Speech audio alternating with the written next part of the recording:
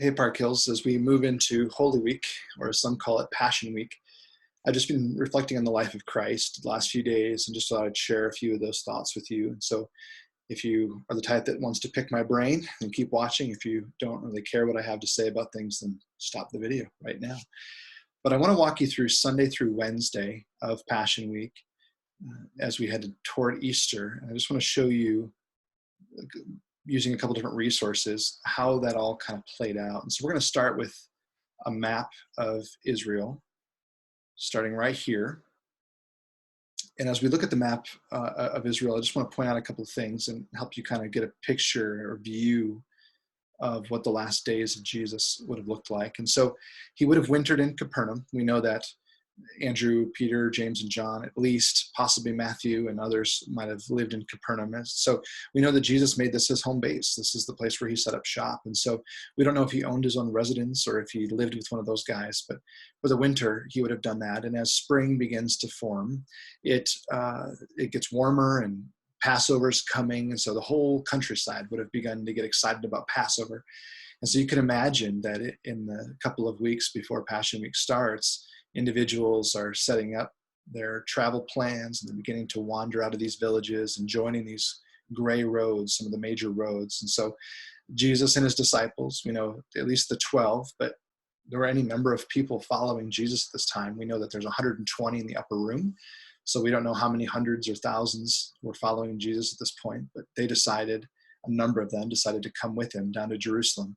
He had been making comments that were a little strange, and so I might imagine that there's more coming than maybe there had been in the past. And so they would have left Capernaum and head down to Tiberias. And as they do that, they head down to Bet Shean. And as they get to Bet Shean, they would have taken this road, most likely, into Anan and Salim. And along the way, they would have, had a dinner with a Pharisee. There's a number of really significant events that happened. The rich young ruler happens on this road at this point, and Jesus would have had a number of different run-ins with different religious leaders who are asking big questions. And so as he's traveling down, you can just imagine the crowds beginning to gather and people beginning to listen to him and think about what he's saying. And maybe people who have been interested to hear from him are amazed to hear that he's on the road. And so you can just imagine sort of the feeling that's starting to happen. And so he gets down into Jericho and he heals a blind man. That's a story that's pretty well known. And then he bumps into a little man, Zacchaeus. That's a story that's very well known.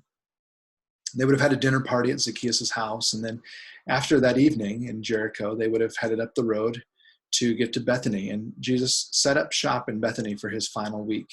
So they would have stayed here. Mary, Martha, Lazarus, they're all from Bethany. So who knows how many homes Jesus' disciples would have taken up or how many tents they brought with them, kind of thing. But Bethany would have been popping, it just would have been full of people, very excited about what's going on. And so that leads us to Sunday. And Jesus would have left Bethany and headed into Jerusalem. So I want to show you a map of Jerusalem really quickly and just kind of give you a frame of reference. We're hoping to go to Israel in a couple of years, and you're going to hear details on that trip soon. And so if that's the case, you're going to get to see a lot of these places up close and personal, which would be great. But Bethany would be off the screen here. And so Jesus would have left on that Sunday and headed up the Mount of Olives and gotten on a donkey and ridden down into the city. And as he rides down into the city, the crowds are celebrating him. They're excited to see him. They're waving palm branches, and Palm Sunday occurs. And there's some debate about which gate Jesus would have used. Some of these gates are more common, but there's a gate down here near where the temple is that would have suggested that only the king is allowed to use it. And there's some scholars that think that perhaps Jesus rode the donkey into the Kidron Valley and then entered that gate, which would have, alarm bells would have been going off. Everyone would have been freaking out.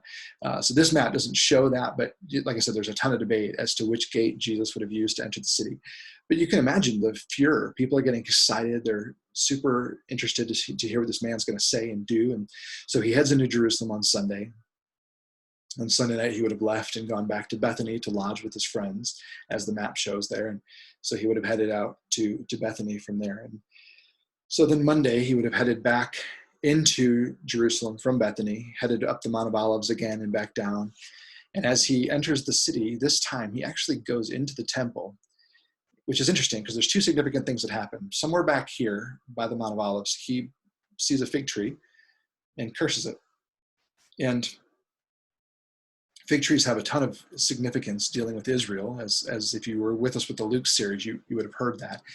But this fig tree, he sees it and he curses it, and then he heads into the temple and actually clears the temple. And most of us believe that happened on Monday. So you can just imagine, like, whoa, this is a big deal. There's a lot going on. And so Monday would have been basically that, and Monday night probably would have stayed in Bethany as well. And then Tuesday night, Jesus would have gone to the Mount of Olives, and on some point on Tuesday, he teaches his disciples about the end times. That's the Matthew 23 and 24 passage that maybe some of you are so familiar with, and 25 as well. There's a lot going on here, and Jesus is talking about the end. But it's significant that Jesus is doing this on the Mount of Olives. Jews, even today, are buried on the Mount of Olives because they believe that when the Messiah arrives, he's going to do so through the Mount of Olives. And so they want to be the first there. So burial plots on the Mount of Olives are the most expensive. They're the Cadillac plan of Israelites because they want to be there when the Messiah returns or comes in their mind for the first time. In our mind, he's going to return there, and it's going to be the significant moment that's going to change the rest of history, But they're waiting for the Messiah to arrive. And so Jesus is on the Mount of Olives telling his disciples about the end of days. Just think about that. That's amazing what he's doing there. And so then on Wednesday, it would have been pretty quiet. There would have been some preparations for the Passover meal itself. And so you can just imagine that Jesus in Bethany making some plans with people, doing some different things. But Wednesday's pretty quiet, which is why we made the video today. We wanted to just give you a chance to see some of these things this way and spell it out on Wednesday, because the events that occur from Sunday to Wednesday, there's a lot of them, but it's not as significant as Thursday, Friday, and then Sunday itself, obviously. So let me just spell it out to you a different way. Logos Bible Software is where I'm getting most of these things, one of my favorite resources to study the Bible. And this is a timeline that shows it in a different frame or an icon. So Jesus rides into the temple, into Jerusalem on a donkey, and that sets himself up as king, basically. And there's so many passages in the Old Testament that do that. He weeps over Jerusalem. He looks around the temple. He ends up returning to Bethany. He then curses the fig tree. Like I said, that's most likely Monday. Jesus then clears the temple, again, most likely Monday. And then the religious leaders conspire against him. They've been doing this anyway, but now that he's cleared the temple, maybe they've heard the whisperings of the cursing the fig tree, which I'll get to in just a second as to why that's somewhat significant. You might be thinking, oh, okay, I get it. They're mad. They're really, really mad. Yeah, they're beyond mad. But even with that, the crowds, some Greeks are beginning to look for him, and the crowds are still looking for him. They're interested in what he has to say. So the next day, probably Tuesday, Jesus teaches a lesson about the withered fig tree, and the religious leaders challenge his authority, and Jesus is questioned about paying taxes, and the Sadducees question him about the resurrection. He's asked about the greatest commandment. All of that's, can you see? These are some of the greatest stories of Jesus' life, and they're all happening in the final few days. And then he condemns the religious leaders finally, and he commends the widow's gift on this is probably on Tuesday. Like I said, he predicts the destruction of the temple, talks about the end and his return, and then he predicts his crucifixion in 2 days. That in just 2 days it's going to happen, and all that's happening while there's this cloud beginning to form. These storm clouds of the religious leaders are seeking to kill Jesus. They've moved from just being mad to they're actually going to try to kill him now and make things go that way. So it's interesting, very, very interesting. So I'm going to click through the rest of these quick and then just do my stop share and real quick talk. So just to see the significance of Sunday through Wednesday, there's a lot going on. And there's 3 significant things that I want to point out that I want you to notice, that if you're not noticing, these are pretty much the most important things to think about. Number 1, by Jesus cursing the fig tree, Israel was tied to the idea of being a fig tree. And so he curses it. It's his condemnation toward Jerusalem and toward Israel itself. And then he weeps over Jerusalem because it hasn't accepted him. And so really, this is a sign that he's God. I know that it may seem like a bit of a stretch, but there's so many passages in the Old Testament that talk about God lamenting the fact that his people are not accomplishing what they're supposed to, and upset with Jerusalem for not being faithful to the covenant and not being who they're supposed to be. So by Jesus cursing the fig tree and then lamenting over the city, he's really setting himself up, at least showing us the heart of God, that he's pouring his heart out, and people have no doubt as to whether this is really God or not. That he's upset with their unfaithfulness to the covenants, their unfaithfulness to accept him as God and to accept him as the Christ, as the Messiah. Reminds me of John 1, 10 and 11, where the world was created by Jesus and it didn't see him, and the people of Israel should have known better, but they just didn't. They rejected him. So he's God, and we see that in those verses. We also see that he's the king. He's not just God, but he's the Davidic king who's supposed to be running the show. You might think, well, God's the most significant part of that. He absolutely, yeah, totally. Him being God is the most significant. That's why I went first with that. But him being the Davidic king is a pretty big deal. And him riding a donkey in a town fulfills a number of prophecies in the Old Testament that sort of show him to be the king. It's amazing that people turn on him so quickly. And we'll talk about that in the days to come as to why people get so mad. But, at a minimum, the crowds don't really want a king. They don't, and sometimes we don't either. We'd rather just run our own show and think that we're in charge.